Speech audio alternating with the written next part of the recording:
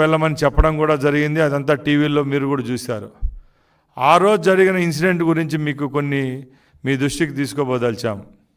ముఖ్యంగా మదనపల్లి, తమ్మలపల్లి, అలాగే పీలేరు నియోజకవర్గంలోని కొన్ని మండలాలకు సంబంధించిన ఫైళ్ళన్నీ ఆ సబ్ కలెక్టర్ కార్యాలయంలో ఉన్నాయి. గత 5 సంవత్సరాల నుంచి అక్కడ సుమారుగా 14,000 ఎకరాలకు సంబంధించి 22A అనే అనుబడే ఏవైతే దస్తావేజులు ఉంటాయో అవన్నీ దగ్ధం చేయడం జరిగింది. ఎందుకంటే చరిత్రలో ఎక్కడా చేయని విధంగా అక్కడ గవర్నమెంట్ భూములను ప్రైవేటు వారికి కట్టబట్టి NOCలు ఇవ్వడం జరిగింది.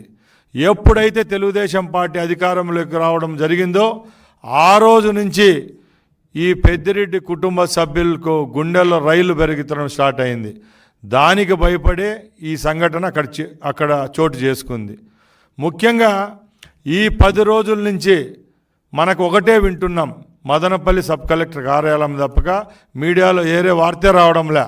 అంటే దీనికి నిదర్శనం ఒకటే, గత 5 సంవత్సరాల్లో వాళ్ళు చేసిన తప్పులను కప్పిపుచ్చుకునేదానికే ఈ కార్యక్రమం చేసినారు. ఎందుకంటే ఈరోజు దాంట్లో నిందితులుగా ఎవరైతే పేర్కొంటున్నారో ఇక్కడ అధికారులు అయితేనే మీడియాలో మనం చూస్తున్నామో వాళ్ళ యొక్క పూర్వపరాలు ఒకసారి పరిశీలిద్దాం. ముఖ్యంగా ఈ ఇన్సిడెంట్లో ముఖ్య కారకులైన వాళ్ళు ఎవరంటే, గతంలో ఈ కార్యక్రమంలో పాత్రధారిగా ఉన్న వ్యక్తి మురళి అనే ఆయన ఆర్డీఓగా పనిచేసి రివర్షన్లో MROకి ఎవరైనా పోతారా అని మేము అడుగుతున్నాం. ఆ వ్యక్తి, అలాగే మాధవరెడ్డి అని పెద్దిరెడ్డి రామచంద్రారెడ్డి మిథున్ రెడ్డికి నమ్మిన బంటు అనుచరుడు. ఆయన ఎక్కడైతే ఈ ఫైల్స్ దగ్ధమయ్యాయో అదే కార్యాలయం చుట్టూ 10 రోజుల ముందు నుంచి అక్కడ రెక్కి నిర్వహించడం జరుగుతూ వచ్చింది.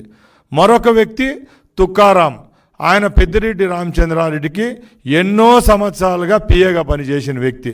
ఇలా చెప్పుకుంటూ పోతే ఎవరైతే సూత్రధారులు పాత్రధారులు ఈ కార్యక్రమంలో ఉన్నారో వాళ్ళంతా పెద్దిరెడ్డి కుటుంబానికి చెందిన వాళ్ళని ఈరోజు బట్టబయలైంది అందరి ముందర. అందుకే ప్రజలు ఒకటి గమనించాల, ఎందుకంటే ఈ పెద్దిరెడ్డి పాపాలు అన్ని కావు. ఏ రోజైతే జగన్మోహన్ రెడ్డి ముఖ్యమంత్రిగా ఆయన ప్రమాణ స్వీకారం చేశాడో ఆ రోజు నుంచి ఈ రాష్ట్రంలో ఉన్న భూములైతేనేం, ఖనిజాలైతేనేం, ఇసుక అయితేనేం, వనరులు ఏమైతే ప్రకృతి పరంగా వచ్చినట్టు అనుకోండి, ప్రజలకు సంబంధించినవి అనుకోండి, ఇవన్నిటినీ దోచుకోవడం తప్పక రెండో కార్యక్రమం ఎక్కడ చేయడం జరగల. ఈరోజు వాళ్ళ గుండెల్లో భయం పుట్టుకునింది. మేము చేసిన తప్పులన్నీ ఒక్కొక్కటిగా ఈ 2 నెలల్లో బయటకు రావడం జరుగుతూ ఉంది. కాబట్టే ఇలాంటి కార్యక్రమాలు చేస్తూ వస్తున్నారు.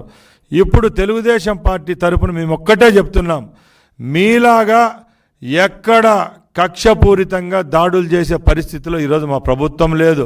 ఎందుకంటే మా ముఖ్యమంత్రి గారు ఒక్కటే చెప్పారు, భారతదేశంలోనే ఎక్కడ ఏ రాష్ట్రంలో జరగని విధంగా ఈసారి ఎన్నికల్లో మా కూటమి ప్రభుత్వానికి ప్రజలు మాకు పట్టం కట్టడం జరిగింది.